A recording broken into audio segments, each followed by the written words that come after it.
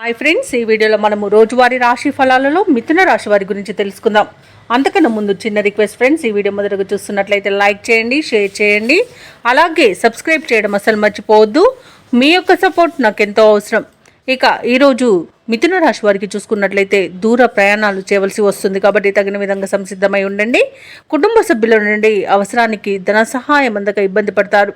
ఇక పాత రుణాలు తీర్చడానికి చేసే ప్రయత్నాలు ఫలించవు. ఇక వ్యాపారస్తులు ఎవరైతే ఉన్నారో వారి యొక్క వ్యాపార వ్యవహారాలలో ఒడిదుడుకులు తప్పవు. వృత్తి ఉద్యోగాలలో ఎవరైతే ఉన్నారో వారికి నిరుత్సాహకరమైన వాతావరణం అనేది ఉంటుంది. ఇక మిథున రాశి వారు ఈరోజు ఆర్థిక విషయాలలో జాగ్రత్త వహించాల్సి ఉంటుంది. డబ్బులు ఇవ్వడం కానివ్వండి, తీసుకోవడం కానివ్వండి చేయకండి. అలాగే ఎవరైతే దూర ప్రయాణాలు చేస్తున్నారో ఆ ప్రయాణాలలో వాహన ప్రమాద సూచనలు కనబడుతున్నవి కాబట్టి తగిన జాగ్రత్తలు తీసుకోండి. వాహనాలను మరమ్మతులు చేయించుకోండి.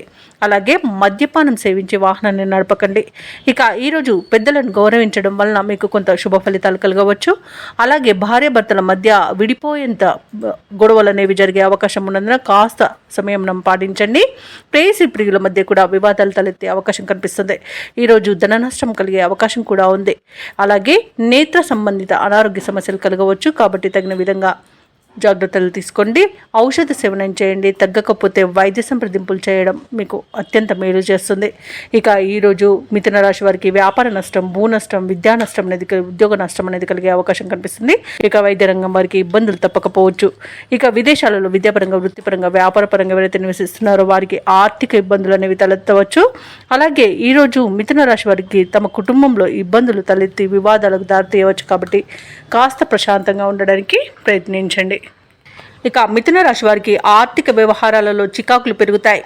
ఇక శ్రమపడ్డ ఫలితం కనిపించక ఇబ్బంది పడతారు. ఆలయాలను సందర్శిస్తారు. దేవాలయాలను సందర్శించినప్పుడు మీరు ముఖ్యంగా గుర్తుంచుకోవాల్సింది మీ ఇష్టదైవం యొక్క ఆరాధన అనేది మీకు మంచి చేస్తుంది కాబట్టి తప్పకుండా దిశగా ప్రయత్నించండి. ఇక వ్యాపార వాణిజ్యవేత్తలు ఎవరైతే ఉన్నారో వారికి వ్యాపారాలలో కొంత గందరగోళ పరిస్థితులు నెలకొనే అవకాశం కనిపిస్తుంది. ఇక ప్రభుత్వ ఉద్యోగస్తులకు ఒత్తిడులు అనేవి పెరుగుతాయి. పారిశ్రామికవేత్తలకు, కళారంగంలో వారికి వారి యొక్క యత్నాలు ముందుకు సాగవు. వ్యవసాయదారులకు నిరాశకి గురయ్యే అవకాశం కనిపిస్తుంది. ఇక విద్యార్థులకు, మహిళలకు కూడా నిరాశ తప్పకపోవచ్చు.